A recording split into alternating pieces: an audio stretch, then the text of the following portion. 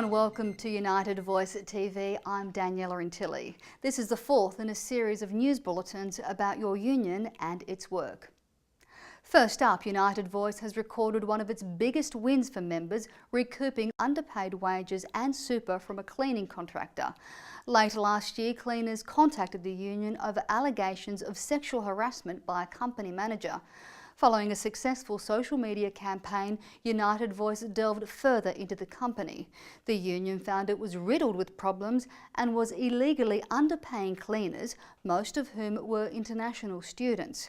Legal action was taken and the company settled out of court. This was an excellent win for United Voice and its members, highlighting the power of the collective workers sticking together and fighting with the support of their union.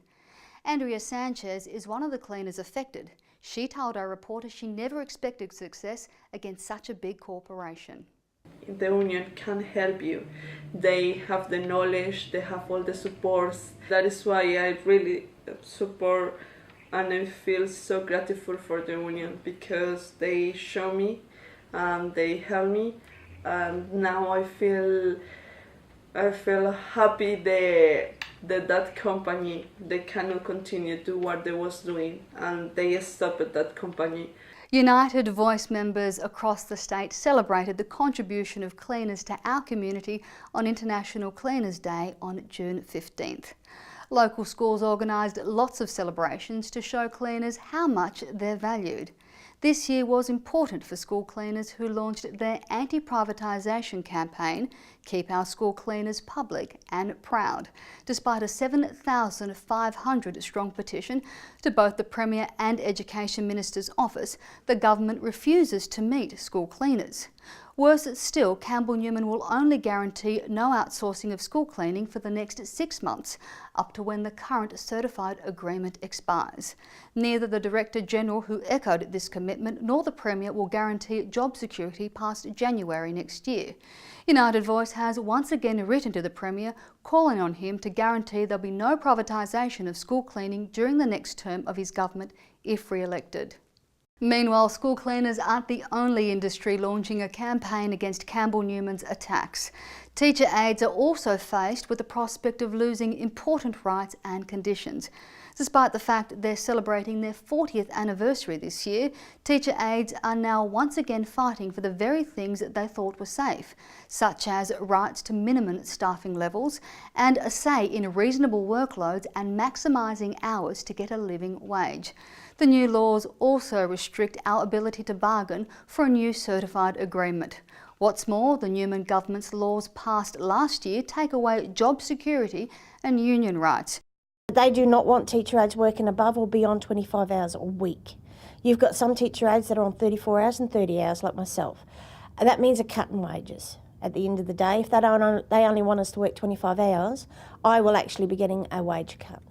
To support teacher aides and school cleaners in their campaign, please visit their new website www.workingforourschoolcommunity.com. Many ambulance officers have taken a hit with the Queensland Industrial Relations Commission reducing meal allowance entitlements in its final decision on their certified agreement. It's also clear in the Commission's decision that it was hamstrung by recent Newman government laws restricting pay rises to 2.2%.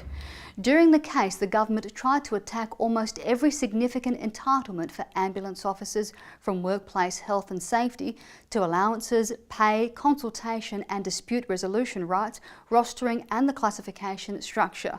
However, United Voice's legal team was able to convince the Commission to keep many of these conditions.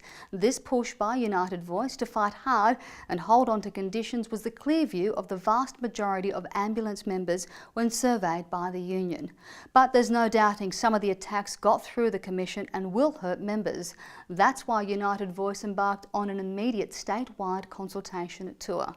The feedback from this tour will help the Ambulance State Council devise an effective campaign to fight back against the attacks of this government. United Voice will keep members up to date with another statewide tour in coming weeks and member updates to stations and posts on the website. There was disappointing news for many United Voice members. The FWC increased this year's minimum wage rate by just 3% or $18.70 per week. This brings the weekly pay of lower paid workers to just $640.90 per week. Unfortunately for many United Voice members, this is the only pay increase they'll get this year and does not equate to a livable wage.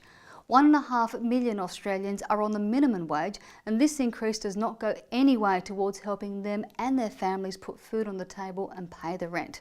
This increase will barely cover the 2.9% inflation of the past year, and once again the most vulnerable in society are ignored by this government. United Voice described the FWC decision as a slap in the face for minimum wage workers.